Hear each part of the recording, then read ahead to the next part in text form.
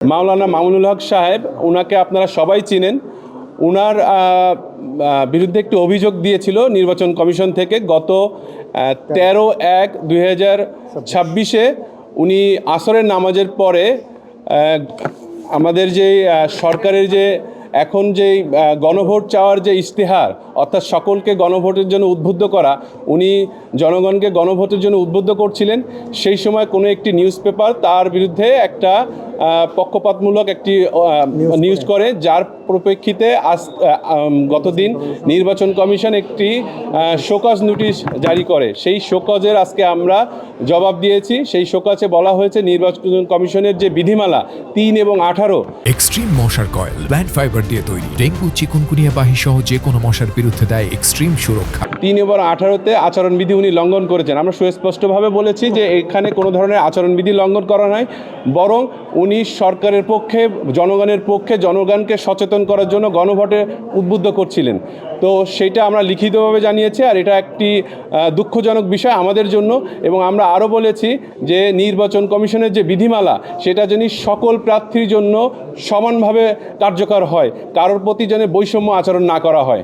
আমরা মনে করি যে বিভ্রান্তিমূলক একটা তথ্য বা সংবাদ প্রচারের মাধ্যমে মানুষের সামনে আমার ভাবমূর্তি ক্ষুণ্ণ করার চেষ্টা করা হয়েছে এবং আমাকে আমার নির্বাচনী যেই প্রস্তুতি, সেখান থেকে আমার মনোযোগ ভিন্ন দিকে ডাইভার্ট করার চেষ্টা করা হয়েছে এবং নির্বাচন কমিশনের পক্ষ থেকেও যাচাই বাছাই না করে অথবা ন্যূনতম যোগাযোগ না করেই আমাকে শোকজ নোটিশ দেওয়া হয়েছে। এবং যিনি প্রতিবেদক, সেই প্রতিবেদকও লিফলেট প্রচারের অভিযোগ এনেছে, অথচ সেই লিফলেটটি সে হাতে ধরেও দেখেনি যে লিফলেটের মধ্যে কী লেখা ছিল। লিফলেটের মধ্যে হলো গণভোট পক্ষে এবং হায়ের পক্ষে ক্যাম্পেইন ছিল। কাজে আমি গণমাধ্যমকেও বলবো যে নির্বাচনকে সহযোগিতা করা, নির্বাচনের লেভেল প্লেয়িং ফিল্ড অক্ষুণ্ণ রাখতে আপনারা সকলেই কাজ করবেন, সহযোগিতা করবেন এবং দায়িত্বশীল সাংবাদিকতা সকলের কাছ থেকে আমরা প্রত্যাশা করব।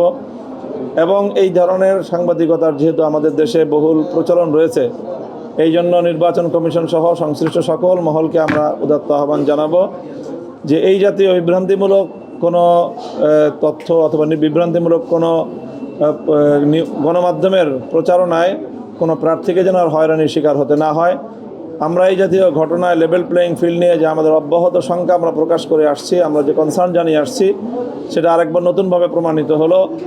আমি যেখানে বাংলাদেশের একটি দলের প্রধান এবং একটি জোটের অন্যতম শীর্ষ দায়িত্বশীল, সেক্ষেত্রে আমি যদি এই ধরনের হয়রানির শিকার হই, তাহলে আসলে নির্বাচনের ক্ষেত্রে লেভেল প্লেয়িং ফিল্ড কতটুকু আছে, সেটা আমাদের জন্য আরও বড় করে একটি শঙ্কার জায়গা তৈরি হলো।